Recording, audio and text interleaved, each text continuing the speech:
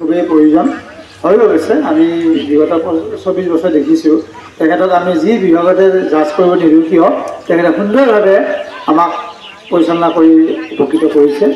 গতিকে সেইকাৰণে তেখেতৰো ভাল। এতিয়া তেখেতৰো এজন ল'ৰা এজন ছোৱালী, ল'ৰাজনৰ সৌভাগ্য। মই সেইদিনাখন তেওঁক ওদালগুৰি হস্পিটেলত আচলতে বিচাৰি গৈছিলোঁ। এটা চিটি স্কেনাৰ ডিপাৰ্টমেণ্টত তেখেতৰ ল'ৰাই কাম কৰে। মই পাহৰি গৈছিলোঁ, কিন্তু মানে ক'লে যে আপোনাৰ এপইণ্টমেণ্টটো অহাকালি হ'ব। তেতিয়া মোৰ ভতিজা এজনো আকৌ তাত নামজ্বলাৰ তাত থাকে, তাক ফোন কৰিলোঁ যে এনেকৈ এনেকৈ কথা। সি এতিয়া ক'লে মইতো আজি নাই, আপুনি এটা কাম কৰক, এই হীৰকজ্যোতিক ফোন কৰক। হীৰকজ্যোতি মানে শইকীয়াৰ ল'ৰাটো গতিকে পটককৈ মই নৱক ফোন কৰি আছোঁ। নৱক ফোন কৰিলোঁ, নৱ এনেকৈ কথা। সি ক'লে যে ইয়াত তাৰ নম্বৰটো মজুত নাই। তাৰপৰা নৱক ফোন কৰিলোঁ। নৱই লগে লগে মোক ক'লে হেৰি নামটো অমুক, আপুনি দাদা আপোনালোকে ক'লেই হ'ল, কাম কৰি দিব। মই লগে লগে গ'লোঁ। তাৰপিছত নাই, কিন্তু নোহোৱাৰ পিছতো মই যেতিয়া ক'লোঁ হৈ গ'ল মোৰ কাম। মই এটা কিবা এটা চিটি স্কেন আছিলে, গতিকে ঠিক তেনেকুৱা। গতিকে আমাৰ সেইটো এটা দাদাই কোৱাৰ দৰে সেইটো এটা আমাৰ কথাৰ সহায় হৈ গ'ল নহয়। মই এদিন যাব নোৱাৰোঁ, সেই নিচিনা মোৰ অসুবিধা। গতিকে ঠিক তেনেকুৱা বিভিন্ন ঠাইত মানুহ থাকিলে আমাৰ ভাল। গতিকে আমি আশীৰ্বাদ জনাইছোঁ তেওঁলোকৰ আৰু উত্তৰতা কামনা কৰিছোঁ। এতিয়া আমি আমাৰ বয়োজ্যেষ্ঠ কেইগৰাকীমান আছে, দাদাও যিহেতু আহি পাইছে স্মৃতি হিচাপে, কি ঠিক আমি আজিৰ পিছত কেতিয়া ক'ত যাবলগীয়া হয়। আৰু এইখিনিতেই আপোনাক এটা দুখৰ খবৰ আপুনি নিশ্চয় পাইছেই। আমাৰ মাজৰ পৰা, আমাৰ এই সমাজৰ পৰাই অতঃপতভাৱে লগা এগৰাকী ব্যক্তি স্বৰ্গীয় বৰদেউতা ধনেশ্বৰ ডেকাৰ সহধৰ্মিনী ৰসৱতী ডেকা বৰ্মা যোৱাকালি হঠাৎ তেওঁ ব্লাড ষ্ট্ৰোক হৈ তেওঁ মৃত্যুমুখত পৰিছে। ইতিমধ্যে আমাৰ মাজৰ পৰা আৰু এটা সদস্য কমি গ'ল। গতিকে আমি এই মুহূৰ্তত পৰিয়ালবৰ্গলৈ গভীৰ সমবেদনা জ্ঞাপন কৰিছোঁ আৰু তেখেতৰ পৰিয়ালৰ শোকসন্তপ্ত পৰিয়ালবৰ্গৰ আমি সমভাগী হ'লোঁ। গতিকে মই সেইকাৰণে ভাবিছোঁ যে আমাৰ গোটেইখিনি মানুহলৈ আমি এটা স্মৃতি ফটো এটা উঠিম। মই আমাৰ স্মৃতি বেদীৰ ওচৰলৈ যাবৰ কাৰণে মই বিনম্ৰ অনুৰোধ জনাইছোঁ। মোৰ ফালৰ পৰা কেঁচুতলবাসীৰ যি ভোগালী বিহু উৎসৱ উদযাপন, এই উদযাপনৰ জৰিয়তে সমূহ ৰাইজলৈ ভোগালী বিহুৰ আন্তৰিক শুভেচ্ছা জ্ঞাপন কৰিলোঁ, শুভেচ্ছা জনালোঁ। মোৰ অনুভৱৰ কথা বিচাৰিছে। মোৰ অনুভৱ কি ক'ম, মই সদায় ৰাইজৰ লগতেই থাকোঁ। যোৱা বিগত প্ৰায় 20 বছৰ ধৰি মই ৰাইজৰ লগতে মই ইয়াত নহয়, মানে গাঁৱত থাকোঁতেও তাৰমানে সংঘৰ পৰিচালনা কৰিছিলোঁ, ৰূপালী জয়ন্তী পাতিছিলোঁ। আৰু ইয়াতো আহিও মই মোৰ বন্ধুবৰ নৱডেকাৰ জৰিয়তে এই সমাজখন পাইছোঁ। গতিকে এই সমাজখন পাই মই নিজকে তাৰমানে আনন্দিত, ময়ো নিজে আনন্দিত। গতিকে এনেকুৱা এখন সমাজ পাই ময়ো নিজে তাৰমানে সমাজৰ লগত জড়িত হৈ মই কাম কৰি যোৱাৰ এটা মোৰ আছে। বিশেষ নকওঁ, এইখিনিকে মোৰ বক্তব্য সামৰণি কৰিছোঁ। সংগঠন, কৰ্ম, সেৱা আৰু মানুহ সেৱাই আচলতে আমাৰ ধৰ্ম হ'ব লাগে। মানুহ হিচাপে জন্ম দিয়াৰ পিছত আমি ভাল কাম কৰাৰ সৌভাগ্য নহয়, কিন্তু যদি কি দুই এটা কৰিব পাৰি খুব ভাল কথা। এই কথাটো দাদাই ক'লে, মানুহে দেৱ মানুহে দেৱ মানুহবিলাক নায়ক দেৱ, এই কথাটো ক'লে। আৰু তেখেতে এটা সুন্দৰ বাক্য ক'লে যে হয় কথাটো, আমি সততে মানুহবিলাক আমি এনেকুৱা হৈছোঁ তাৰমানে একদম নিজক লৈ ব্যস্ত হৈ পৰিছোঁ, নিজক লৈ ব্যস্ত, নিজৰ একদম ঘৰখন লৈ এনেকুৱা। কিন্তু তেখেতৰ আজি বক্তব্যৰ পৰা আমি গম পালোঁ যে আচলতে আনৰ হৈ লাগিলেও নিজে কেতিয়াবা যাতে লাভ কৰিব পাৰি। তেখেতে যি ক'লে হাত দুখনে যিখিনি ঢকি পাওঁ, খুব সুন্দৰ। আমি এই শুভ মুহূৰ্তত তেখেতক ধন্যবাদ জনাইছোঁ। আমি শেষত এটি আমাৰ গাঁৱৰ বয়োজ্যেষ্ঠ ব্যক্তি কণকণ মইনাসকলক লৈ আমি এটা ফটো ল'ম দাদাৰ। কাৰণ কি আমাৰ আজিৰ দিনটো, অহা দিন কালিৰ দিনটো আমি কোনোৱে নাজানো। গতিকে আজিৰ দিনটোত আমি তেখেতক পাইছোঁ মুহূৰ্তটো। গতিকে তেওঁৰ নিশ্চয় পৰিয়ালে দেখি শুনি নিশ্চয় আনন্দিত হ'ব। আৰু মই এইখিনিতেই আমাৰ মাজত এগৰাকী ব্যক্তি আছে সন্মানীয়, তেখেত চাকৰি সূত্ৰে আমাৰ তপন কাকাৰ নিবাসী, স্থায়ী নিবাসী, কলাগুৰু বিষ্ণু ৰাভা উচ্চ বিদ্যালয়ৰ এগৰাকী হিন্দী শিক্ষক হিচাপে দীৰ্ঘ কাল শিক্ষকতা কৰি তেওঁ সুখ্যাতিৰে ৰিটায়াৰমেণ্ট বা অৱসৰ গ্ৰহণ কৰিলে। আৰু তেখেতক আমি ধন্যবাদ জনাওঁ যে আমাৰ সমাজৰ লগত তেখেতে আদান প্ৰদান কৰি চলি আছে। আমাৰ এই বিহুৰ যোৱা বিগত 4 বছৰেই তেখেতে আমাক আহি বিভিন্ন ক্ষেত্ৰত সহায় সহযোগ সহানুভূতিৰে আমাক সহযোগ আগবঢ়াই আছে। গতিকে মই তেখেতক এই শুভ মুহূৰ্তত আমাৰ ৰাইজৰ যিটো মানে পদক্ষেপ আৰু আমাৰ দাদা আজি আছে, গতিকে মই তেখেতৰ অনুভৱটো জানিব বিচাৰিছোঁ। সন্মানীয় স্বৰ্গীয় দাদা।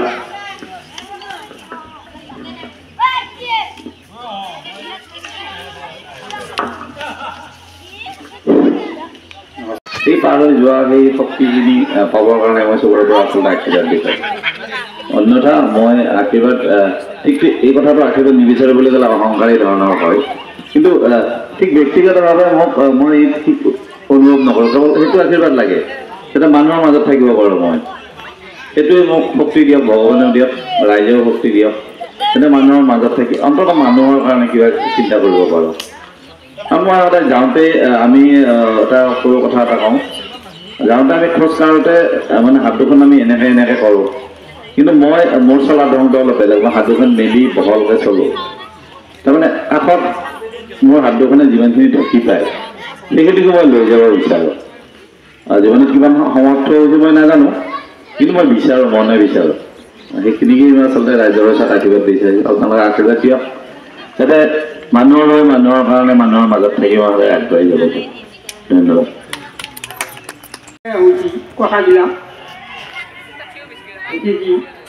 সেই পৰিৱৰ্তে তেওঁ অশেষ ধন্যবাদ মই আপোনাৰ পৰা এটা জানিব বিচাৰিম এটা কথা, যিহেতু আপুনি এতিয়া আমাৰ ইয়াতে বৃদ্ধ মানুহ নাই, 3জনে আছে, আমাৰ দেউতা, আপুনি আৰু আমাৰ সন্মানীয় দাদা আছে। তো আপুনি এওঁ শৈশৱৰ কথা কি মনত আছে? এওঁ ভাল আমাক লাগে শৈশৱ, যিহেতু আমাৰ ল'ৰা ছোৱালী উদ্যোগ আহি আছে। আৰু ইঞ্জিনিয়াৰিং পাছ কৰি ভাৰতীয় ৰেল সেৱাত কাম কৰিছে, ভাল এগৰাকী সুদক্ষ অভিযন্তা তেখেত, আমি জানো নিজে একদম পূৰা কাম বনৰ ক্ষেত্ৰত। গতিকে আপুনি সৰুকালৰ অলপ কথা কওক, কেনেকুৱা আছিল? তেওঁ দেউতা কবিতা শালী অলপ কওকচোন, আমি শুনো বাৰু।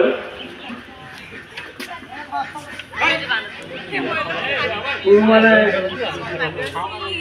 এওঁ সৰুকালিৰ কথাটো ক'ব লাগিব, ক'ব গেলি খেৰৰ ধুমুহা আজি সেই ল'ৰা ইঞ্জিনিয়াৰ, সেই ল'ৰা আজি ইঞ্জিনিয়াৰ। ছোৱালী আপোনাৰ লণ্ডনত পঢ়ি আছে, আপুনি জানে? হয়, ছোৱালী কথাটো নকওঁৱে, হয় হয় হয়, সেইটো বাৰু বেলেগত পঢ়ি আছে। হয় হয়। এই তথাপিতো আমি কি ক'ম আৰু ইয়াতে কৈ মোৰ বক্তব্য ঠিক আছে, ধন্যবাদ।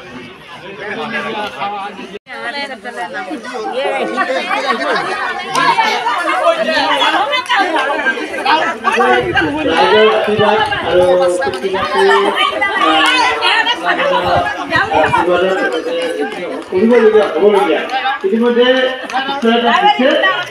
গতিকে আলোচনী দানো কৰিছে। আমি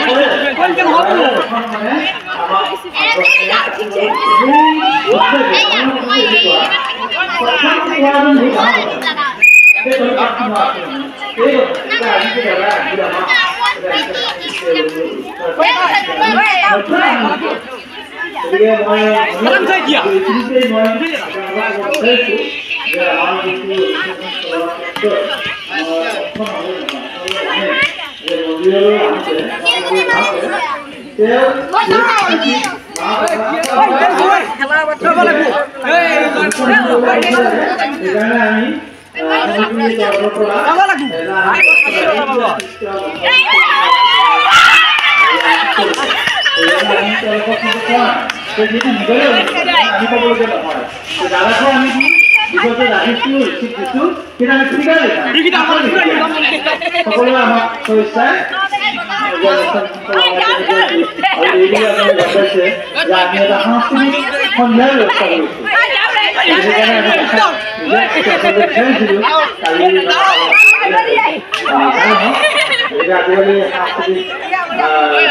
কৰিলে দৰকাৰ হয় জানে আপোনালোকে।